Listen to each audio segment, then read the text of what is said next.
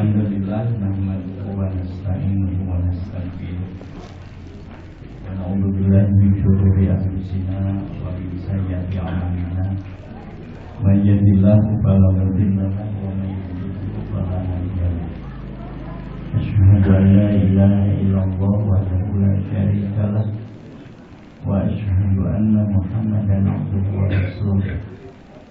Allahumma shalli ala Sayyidina Muhammadin wa ala alihi wa ashabihi ajma'in. Amma ba'd. Ma'asyiral muslimin rahimakumullah. Ittaqullah haqqa tuqatih wa la tamutunna illa wa antum muslimun. Wa qala Allah ta'ala fil Qur'anil Karim, a'udzu billahi minasy syaithanir rajim. Ya ayyuhalladzina amanu la tulhikum amwalukum wa la auladukum an dzikrillah wa may yaf'al dzalika fa ulaika humul khasirun. Al-ayat sadaqallahu alazim. Hadirin jamaah Jumat rahimakumullah, puji syukur dan intinya kita panjatkan kepada Allah Subhanahu wa taala. Qadrat iradat Allah pada Jumat siang hari ini kita masih diberinya kesempatan kekuatan, sehat, lahir batin, panjang umur, amin. Salawat dan salam semoga tetap Allah curahkan atas junjungan kita Nabi Muhammad sallallahu alaihi wasallam, kepada keluarganya, para sahabatnya, sampai kepada kita sebagai umatnya yang selalu berkeinginan untuk mengikuti pola jejak sunnahnya. Hadirin jamaah Jumat rahimakumullah, firman Allah yang ada di dalam surat Al-Munafiqun, surat yang ke-86,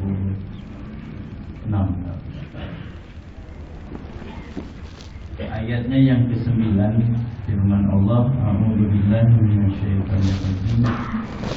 Ya ayyuhalladzina amanu, wahai orang-orang yang beriman, la tulhikum amwalukum, janganlah kamu dilalaikan atau menjadi lalai karena harta bendamu atau hartamu, wala auladukum, dan atau anak-anakmu, keluarga, an dzikrillah, dari mengingat Allah, wa may yaf'al dzalika, dan barang siapa orang yang berbuat seperti itu, fa ulaika humul khasirun, maka mereka itulah orang-orang yang merugi. Itu kata Allah. Hadirin jamaah Jumat rahimakumullah, berkaitan dengan ayat ini ada satu riwayat atau kisah. Mudah-mudahan kita ini menjadi renungan kita bersama. Suatu kali Allah Subhanahu wa taala memerintahkan malaikat untuk menemui 3 orang dari bangsa Bani Israil, di mana ketiga orang ini oleh Allah Subhanahu wa taala sedang diuji dengan keadaan tubuh mereka masing-masing. Orang yang pertama diuji oleh Allah dengan penyakit sopak atau belang. Orang yang kedua diuji oleh Allah tidak tumbuh rambut di kepalanya satupun. Orang yang ketiga diuji oleh Allah di mana matanya itu tidak bisa melihat. Malaikat yang diperintahkan oleh Allah menyamar yang menjadi seorang alim, seorang ulama, bahkan dia mempunyai ismul azam. Kata Rasulullah, barang siapa orang yang membaca ismul azam atau nama Allah yang teragung, maka apapun yang dia minta seketika itu Allah akan mengabulkan permintaannya. Malaikat mendatangi orang yang punya penyakit sopak yang pertama. Kata malaikat, wahai hamba Allah, jikalau Tuhan mengabulkan doamu, apa yang kamu minta saat ini? Orang yang punya penyakit sopak menjawab, aku minta kepada Tuhan, kiranya Tuhan menyembuhkan penyakitku ini. Aku malu ketika aku bertemu dengan teman-teman. Dan aku meminta kepada Tuhan, kiranya Tuhan memberikan harta. Lalu oleh malaikat didoakan. Ketika itu dengan izin Allah, penyakit sopaknya itu berangsur sembuh dan kulitnya menjadi bersih. Jadi dia jadi orang. Lalu orang yang kedua, orang yang tidak tumbuh rambut di kepalanya. Sama pertanyaannya sebagaimana orang yang pertama. Wahai hamba Allah, kata malaikat, apa yang kamu minta? Jikalau Tuhan mengabulkan doamu sekarang ini. Kata orang yang kedua, aku meminta kepada Tuhan, kiranya Tuhan menumbuhkan rambut di kepalaku. Aku malu bergaul dengan teman-temanku. Dan aku meminta kepada Tuhan, kiranya Tuhan memberikan harta. Lalu orang kedua ini pun didoakan oleh malaikat. Berangsur di kepalanya tumbuh rambut dan dia jadi orang yang kedua. Lalu yang ketiga, orang yang kebetulan Allah takdirkan matanya buta, tidak melihat. Sama pertanyaan sebagaimana kepada orang yang pertama dan kedua. Wahai hamba Allah, apa yang kamu minta? Kalau seandainya Tuhanmu mengabulkan doamu sekarang ini.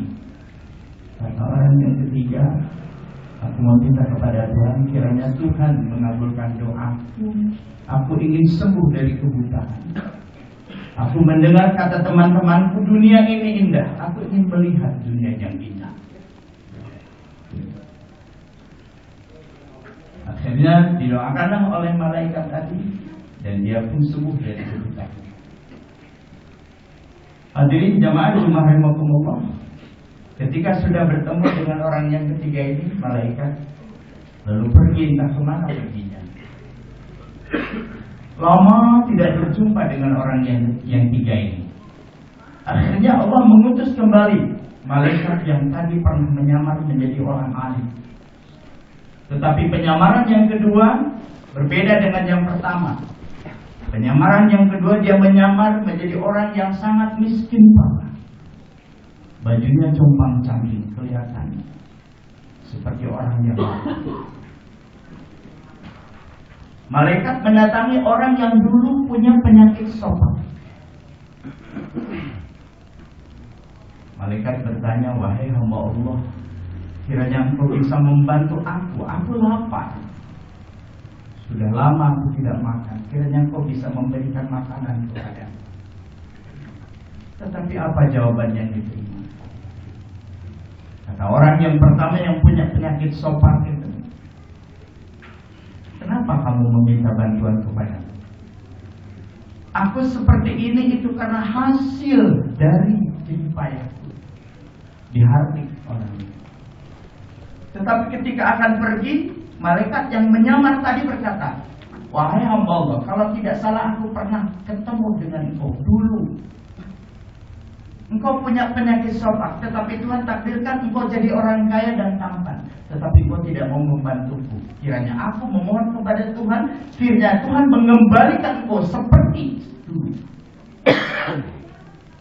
Dengan izin Allah, kulit yang sudah bagus itu kembali berangsur menjadi belang, menjadi sopak. Karena dia banyak uang, berobat tetapi tidak berhasil sembuh. Akhirnya jatuh miskin lagi. Lalu orang yang kedua sama, meminta bantuan.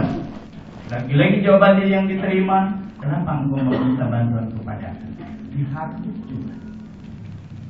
Tetapi ketika akan pergi, dia pun berkata, wahai hamba Allah, kalau tidak salah aku pernah ketemu dengan engkau dulu. Rambutmu tidak tumbuh satupun di kepalamu, tetapi Tuhan takdirkan engkau sekarang menjadi orang tampan dan jadi orang kaya. Tetapi engkau tidak mau membantu aku. Kiranya aku memohon kepada Tuhanku, dan Tuhanku jikalau mengabulkan doaku, engkau kembali seperti sedia kala. Karena malaikat yang mendoakan sama seperti orang yang pertama. Dia berobat tapi juga tidak berhasil sembuh, kembali menjadi orang miskin. Itu yang kita. Lalu orang yang ketiga, yang dulu matanya buta, dia pun sama meminta bantuan kepada orang yang dulu matanya buta.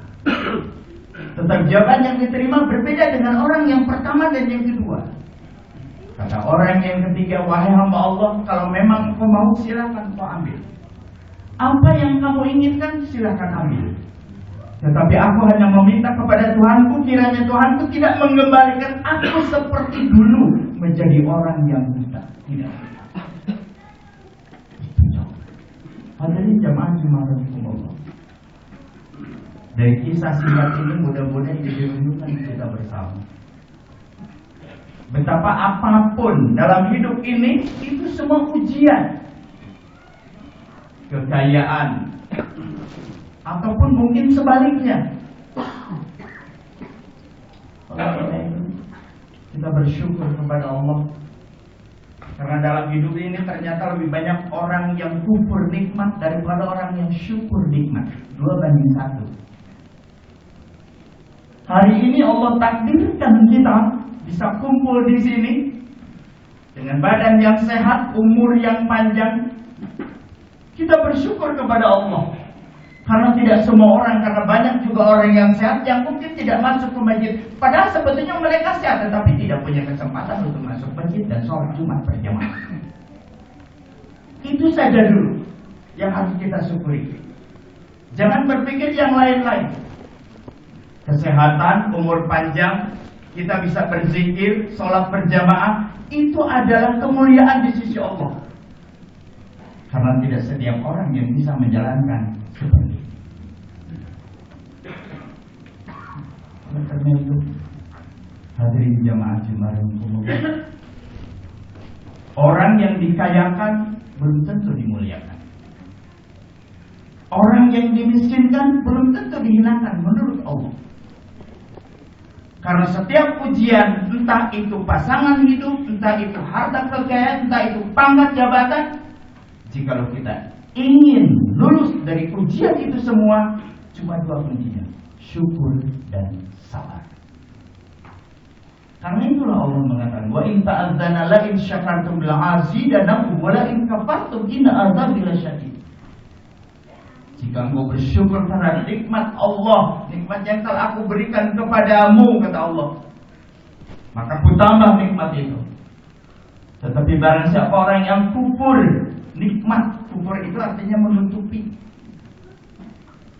Jadi kalau orang kita di kampung, kalau lagi ngurus sawah, apa itu kata orang Sunda, ngasep. Jadi tanah itu dibikin berlubang, lalu kemudian nanti dimasukkan. Nah, mana asalnya seperti itu? Menutupi yang berlubang itu kufur. Itu banyak orang yang selalu menutupi seolah-olah Allah itu tidak memberikan kepada kita nikmat. Pernahkah kita berpikir jikalau jari ini tidak pernah digerakkan lagi? Pernahkah kita berpikir jikalau hari ini ternyata kita tidak mandi sendiri tapi dimandikan orang? Pernahkah kita berpikir jikalau tadi kita tidak sholat subuh tapi disolatkan orang? Karena hidup ini cuma menunggu 2 waktu saja. Pertama, waktu kita mengerjakan ibadah sholat, dan kedua, waktu kita disolatkan. Cuma itu waktu yang kita tunggu dalam hidup ini. Tidak lebih dari itu. Tapi tidak setiap orang yang berpikir ke arah sana. Kadang-kadang hidup ini dipakainya untuk macam-macam. Yang penting sesuai dengan hawa nafsu, dia kejar, walaupun dengan menghalalkan segala cara. Karena itu, tarbiyah moral yang kita bisa ambil dari 3 peristiwa ini, 3 kisah ini. Yang pertama, orang yang punya penyakit sopak, itu artinya orang yang cuma mementingkan bungkus saja, bungkus kulit saja, baju saja. Yang penting orang memuji, tidak soal dengan rezeki yang dia ambil itu dari mana. Yang penting mobil baru, rumah bagus, nggak soal apakah itu dengan hasil daripada menipu, mencuri, korupsi sekarang, atau mungkin yang lain. Nggak soal. Itu jadi orang yang pertama. Orang yang kedua adalah orang yang cuma mementingkan pangkat saja, mahkota saja, jabatan saja, posisi saja, nggak soal sikut kiri kanan. Kalau perlu mencari kelemahan orang, yang penting dia dalam posisinya semula. Banyak tuh orang yang seperti itu. baik itu di pemerintahan maupun di perusahaan-perusahaan. Banyak tuh yang seperti itu. Saling caci maki, saling menjelekkan satu sama lain. Yang penting dia terpakai oleh owner, oleh pimpinan. Ciri orang yang kedua, yang di kepalanya itu tidak tumbuh rambut, tetapi ketika dia sudah diberikan oleh Allah kesempatan dia punya rambut, tidak pernah berpikir bahwa dulu dia itu miskin, dia itu tidak punya apa-apa, dia dihinakan orang. Ada ciri orang yang ketiga adalah debat pas. Dan itulah barangkali yang perlu kita contoh. Orang yang hanya mementingkan cahaya saja, ilmu saja. Dan inilah barangkali ketika ada seorang sahabat tanya kepada Rasulullah, "Ya Rasulullah, kalau aku ingin hidup di dunia dengan apa ya Rasul?" "Dengan akalmu." Maksudnya dengan ilmu. "Lalu kalau seandainya aku juga ingin bahagia di akhirat ya Rasulullah, dengan akalmu." "Itu juga dengan ilmu." Dan yang ketiga, "Bainahuma ya Rasulullah." "Bagaimana kalau ingin kedua-duanya?" "Itu pun harus dengan ilmu." Karena itu mudah-mudahan walaupun mungkin ibadah kita yang selama ini kita kerjakan jauh dari sempurna, tetapi kita tetap berharap semoga apa yang kita lakukan, ibadah pengabdian kita kepada Allah ini diterima oleh Allah Subhanahu wa taala. Karena itu hadirin jamaah dari umum, marilah kita azamkan, kita niatkan mulai hari ini dan selanjutnya, karena kita tidak tahu kapan kita dipanggil Allah. Apakah orang yang lanjut dan orang yang sakit-sakitan? Belum tentu juga. Karena banyak orang yang justru malah ahli kesehatan mati lebih awal daripada pasiennya. Atau mungkin seorang anak yang gagah perkasa, sementara kakeknya sudah tua tapi juga tidak mati. Tapi orang yang gagah perkasa itu yang diambil oleh Allah. Bahkan baru saja kemarin keluar sudah dipanggil Allah, karena Allah Maha tahu. Oleh karena itu kita hanya berharap dan berazam, mudah-mudahan ketika kita sujud yang terakhir setiap kita sholat, di mana kita berdoa, Allahumma inni as'aluka husnul khatimah, Allahumma rzuqni taubatan qablal maut, Allahumma ya muqallibal qulub tsabbit qalbi ala dinik. 3 doa ini yang diajarkan oleh Rasulullah ketika kita sujud terakhir. Mudah-mudahan dengan izin Allah Subhanahu wa taala, dimanapun kapanpun sedang apapun, yang penting kita mendapat ridha Allah Subhanahu wa taala. Jika Allah berkehendak kita harus pulang menghadap kepadanya. Mudah-mudahan kita iri ya dengan orang ketika sedang sujud ternyata dia sudah tidak ada. Kita iri ketika orang akan berkhutbah baru saja naik tangga mengodek itu diambil oleh Allah. Kita iri seperti itu. Jangan iri orang-orang yang suka berpoya-poya, jangan. Nah, sangat boleh jadi pada saat itu malaikat maut datang menjemput ruh kita.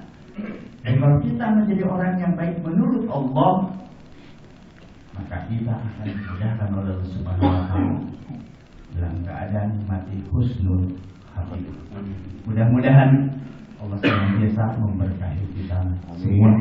Dan riwayat singkat yang tadi yang Habib sampaikan mudah-mudahan jadi bahan renungan kita bersama termasuk hati. Sekali lagi semoga Allah memberikan hidayah taufik kepada kita sekali. Barakallahu li wa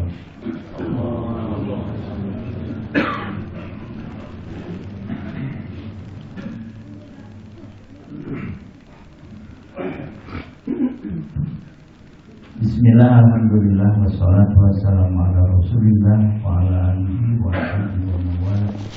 Asyhadu an la ilaha illallah wahdahu la syarika lah wa asyhadu anna Muhammadan abduhu wa rasuluh. Allahumma shalli ala sayyidina Muhammadin wa ala alihi wa sahbihi ajma'in. Amma ba'd. Ittaqullaha haqqa tuqatih wa la tamutunna illa wa antum muslimun. Innallaha wa malaikatahu yusholluna 'alan nabi. Ya ayyuhalladzina amanu shallu 'alaihi wa sallimu taslima. Hadirin jemaah rahimakumullah, marilah kita berdoa untuk diri kita masing-masing, untuk orang tua kita, sahabat kita, keluarga kita. Kalau seandainya Allah takdirkan saat ini tidak bisa menjalankan ibadah sholat Jumat berjamaah karena kebetulan Allah takdirkan sedang sakit, sedang diuji oleh Allah, apapun bentuknya ujian itu, ujian lahir maupun ujian batin, yang ada ada di rumah maupun yang sedang dirawat di rumah sakit, mari kita sama-sama doakan. Semoga Allah senantiasa memberikan kesabaran dan ketabahan, dan semoga Allah segera menyembuhkan. Allahumma shalli wa sallim ala Muhammadin Rasulillah ajma'in. Amin ya rabbal alamin. Alhamdulillahi rabbil alamin. Hamdan wa yukafi mazida. Ya Rabbana lakal hamd kama yanbaghi wajhikal karimati sultan. Ya Allah ya muqallibal qulub, tsabbit qulubana bil iman wal islam fi hadzal yawm al qiyamah. Allahumma ba'idnal ghalal wal balai wal waba wal fahsya wal khasirin wal hasidin. Allahumma lakal hamd wa ilaikal mustaqal wa antal musta'an wa la haula wa la quwata illa billahil aliyyil azim. Allahumma ighfirli dunubi wa liwalidayya warhamhuma kama rabbayani shaghira wa li jami'il muslimin wal muslimat wal mu'minin wal mu'minat al ahya'i minhum wal amwat wattabi' bainana wa bainahum bil khairat rabbighfir warham wa antum rahimin wala haula wala quwata illa billahil aliyyil azim. Allahumma ahyina bil iman wa amitna bil iman wa adkhilna al jannata ma'al iman. Rabbana la tu'akhidna in nasina wa akhtana. Rabbana wa la tahmil 'alaina isran kama hamaltahu 'alal ladzina min qablina. Rabbana wa la tuhammilna ma la taqata lana bihi wa'fu anna waghfir lana warhamna anta maulana fansurna 'alal qaumil kafirin. Rabbana atina fid dunya hasanah wa fil akhirati hasanah wa qina adzabannar wa qina adzabannar wa qina adzabannar bi rahmatika ya arhamar rahimin. Subhana rabbika rabbil izzati amma yasifun wassalamun 'alal mursalin walhamdulillahi rabbil alamin. Ibadallah, inna Allaha ya'muru bil 'adli wal ihsan wa ita'i qurba wa yanha 'anil fahsya'i wal munkari wal baghi ya'idukum tadhakkaru.